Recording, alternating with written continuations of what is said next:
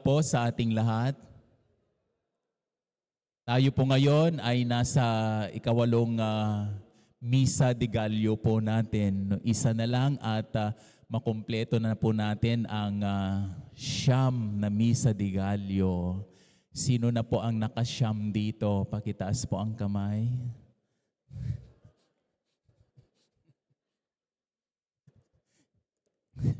At parang advance yung iba, no?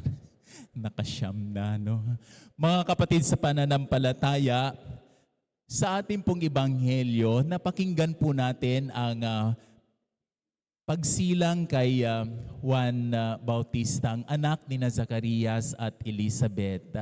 At katulad ng kanilang tradisyon, no, nung bigyan siya ng pangalan, Zacarias sana ang ipapangalan sa kanya, pero sabi ng kanyang mga magulang, ni Elizabeth at ni Zacarias, Juan ang ipangangalan sa kanya. Isang pangalan na napakaganda ang kahulugan.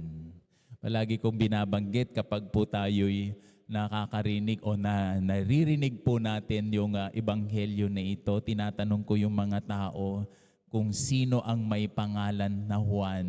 Meron ba dito sa dami po natin ngayon? Sabi nga parang mabantot yung Juan na pangalan. No? Kaya ang ipinapangalan ay John. John. Alam niyo po ang ibig sabihin ng pangalan na Juan o John? Ito po ay nangangahulugang mapagpala ang Diyos. God has shown favor. God is gracious. Kaya napakaganda yung pangalan na Juan. Dahil dito batid ng mga magulang ni Juan Bautista na sila po ay pinagpala na sa kanilang karanasan, nakita po nila na ang ating Panginoong Diyos ay hindi po nagpapabaya. Ang ating Panginoong Diyos ay patuloy na nagbibigay ng kanyang biyaya. Mapagpala ang Diyos. Sino po dito ang hindi pinagpala ng Diyos? Lahat po ba ay pinagpala? Amen? Lahat po ay pinagpala. Lalo na po tayo na naririto ngayon. Alam niyo po mga kapatid, kanina po, paggising ko po, nadama ko na naman ang pagpapala ng Diyos. Dahil nasagi sa aking isipan, marami pong tao ngayon ang hindi na nagising. Marami pong tao ngayon na imbes na simbahan sana mapunta, sa hospital na napunta. Marami ang tao ngayon na wala man lang oras na siya ay magkaroon ng sariling oras o oras para sa kanyang sarili. Kaya nga sa pagkakataon na ito, isa na namang pagpapahayag ng ating Panginoong Diyos ay hindi po nagpapabaya. Tayo pong lahat ay binibiyayaan ng Panginoong Diyos. Amen? Alam niyo po, kapag po umaga, kitang-kita mo ang napakagandang biyaya ng Diyos. Yung katabi mo nga mukha niya, napakaganda. Diba? Dahil sa umaga, nakikita ang tunay na kagandahan ng tao. Hindi masyadong makapal ang make-up, mapungay ang mata, papikit-pikit pa. No? Tignan mo ang iyong katabi. Diba? Hindi naman ganyan ang mukha niya dati. No? Pero sa umaga, yan ang mukha niya. No? Kahit walang make-up, maganda, mapungay ang mata. At yan ay biyaya. Nababanggit ko ang mga ito mga kapatid sa pananampalataya dahil gusto ko lamang ipabatid na sa araw na ito, patuloy po nating nadadama ang kanyang biyaya. At napakaganda sapagkat ibinapabatid po sa atin ng ating Banghelyo sa katauhan ni Zacarias at Elizabeth sa pagbibigay ng pangalan kay Juan. Ipinapahayag po sa atin na ang Diyos ay mapagpala. At lahat po tayo ay pinagpapala ng ating Panginoong Diyos. Binibiyayaan ng Diyos at hindi pinapabayaan. At yan po ay isang rason kung bakit po tayo nagsasakripisyo na magsimba. Dahil ang una mong dapat binabanggit ay salamat sa Diyos sa biyaya. Kung minsan, nagsisimba tayo dahil gusto lamang po meron tayong makamtan o maibigay sa atin. Nakakalimutan po natin mga kapatid, bago mo hingin ang isang bagay, meron ng mas mahalagang ibinigay ng Diyos sa iyo. And that is something na kailangan po nating ipagpasalamat. Mapagpala ang Diyos. Meron pong isang bagay na napakagandang bigyan ng pansin.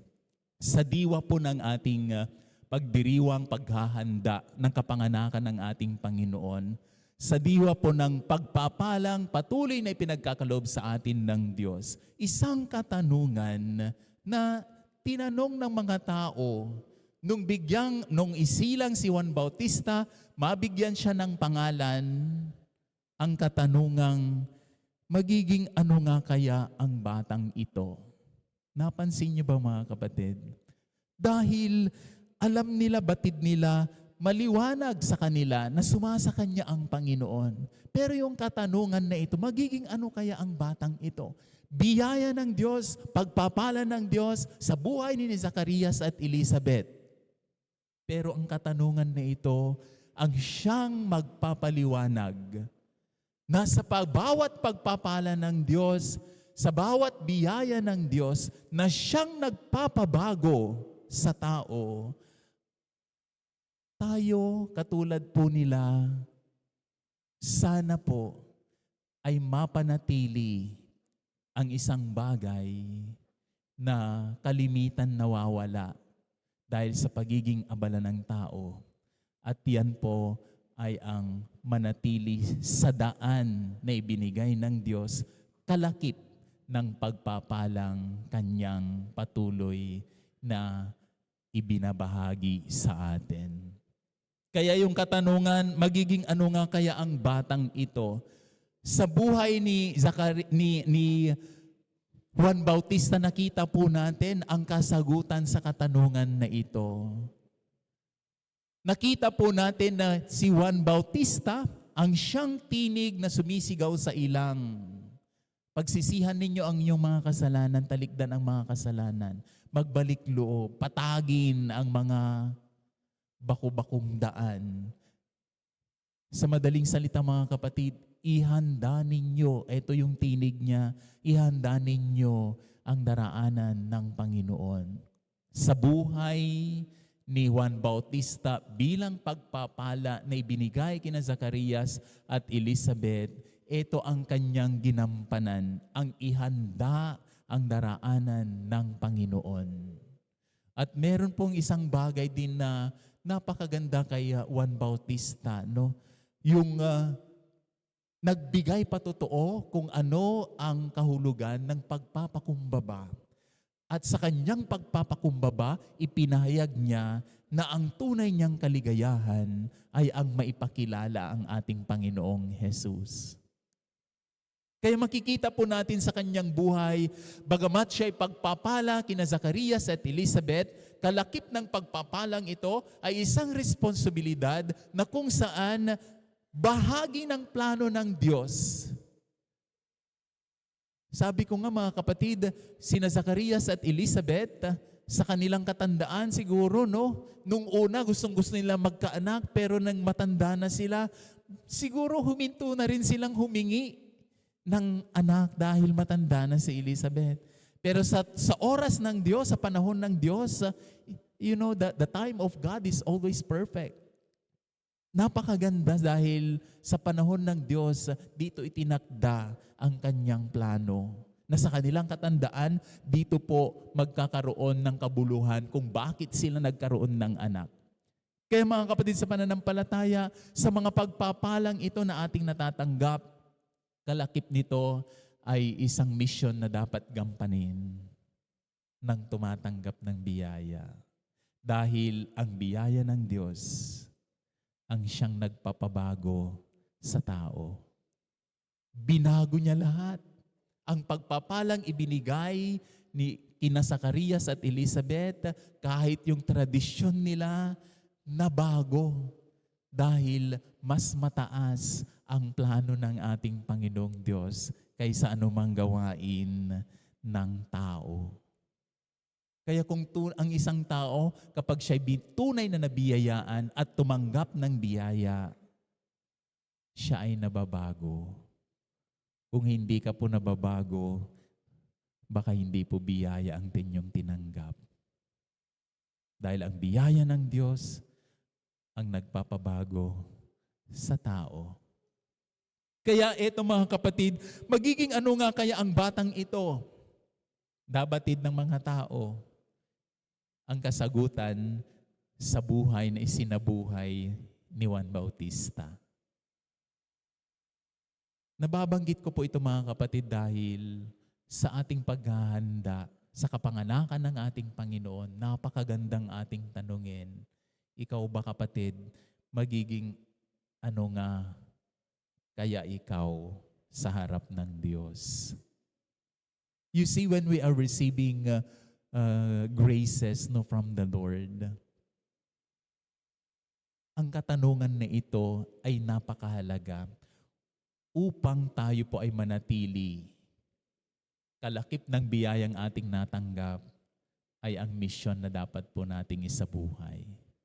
Ikaw kapatid, magiging ano nga kaya ikaw sa harap ng ating Panginoon? Bilang isang simbahan, tayo po ngayon ay naglalakbay, no? Sama-samang paglalakbay, sabi po, sa diwa po ng ating mahal na Santo Papa, dati si Pope Francis, no? Gusto niya ang simbahan sama-samang naglalakbay. Bilang isang parokya, napakagandang tanungin, no? Magiging ano nga kaya ang parokyang ito na patuloy na tumatanggap ng biyaya mula sa Diyos. Sa ating personal na buhay, magiging ano nga kaya tayo sa harap ng ating Panginoong Diyos. Tayo na tumatanggap ng mga biyaya mula sa Kanya. Sana nababago po tayo mga kapatid at hindi nawawalay sa daan na ipinagkaloob sa atin ng ating Panginoong Diyos. Mga kapatid sa pananampalataya, sa paghahanda po natin ng kapanganakan ng ating Panginoon, tanungin po ang ating mga sarili, magiging ano nga kaya ako sa harap ng ating Panginoon? Si Juan Bautista ay pagpapala ng Diyos kina Zacarias at Elizabeth. At sa buhay ni Juan Bautista, nanatili siya sa daan na pinagkaloob sa kanya ng ating Panginoong Diyos. At ang kaligayahan ni Juan Bautista ay maipakilala ang ating Panginoong Jesus. That's the joy of John the Baptist. Nung maituro niya ang ating Panginoon sa gitna ng napakaraming tao, there is the Lamb of God. Ito ang kordero ng Diyos na nag-aalis ng mga kasalanan ng sanlibutan. At nung makita ng mga tao ang ating Panginoon, silang lahat ay sumunod sa ating Panginoon. At si Juan Bautista ay kanyang ginanap ang kanyang tungkulin. Sabi ko nga nakakalungkot on the part of John the Baptist nung may pakilala niya na ang ating Panginoon. Bakit? Maraming kanyang tagasunod ang hindi na sumunod kay Juan Bautista. Sumunod sila kay Jesus na ating Panginoon na ipinakilala niya. Pero alam nyo, sabi ni Juan Bautista, He must increase, I must decrease. And when the people saw Jesus, the true light, sabi ni Juan Bautista, my joy is complete. Napakagandang buhay, pagpapala na kung saan naipahayag ang plano ng ating Panginoong Diyos. may pakilala ang tunay na liwanag. Kaya mga kapatid sa pananampalataya, sa bawat pagpapala na ating tinatanggap ay may kalakip na misyon na nasa plano ng Diyos. Katulad ni Juan Bautista, sana po mga kapatid, maging daluyan din po tayo ng biyaya.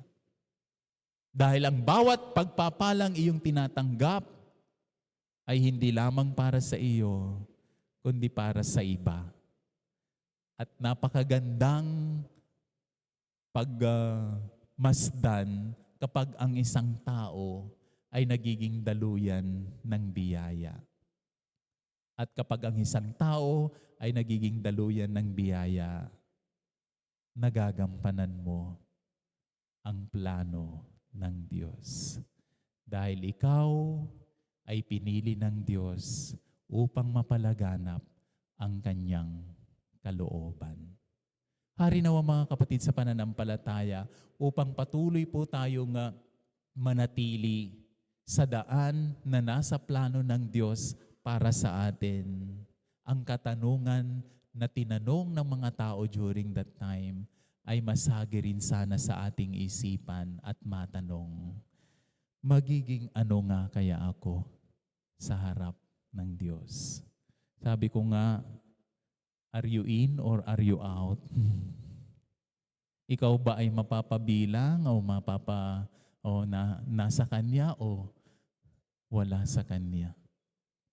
Sa pagsusumikap po natin mga kapatid na maging focus sa plano ng Diyos, sa ating mga misyon na ating ginagampanan, sa Kanyang biyaya na patuloy niyang pinagkakalob sa atin, sana po tayo ay mapabilang sa angkan ng ating Panginoon. Hilingin po natin sa misang ito na sa mga patuloy na ating natatanggap ng mga biyaya, tayo rin po sana'y maging bukas upang daluyan ng mga biyayang ito para sa iba.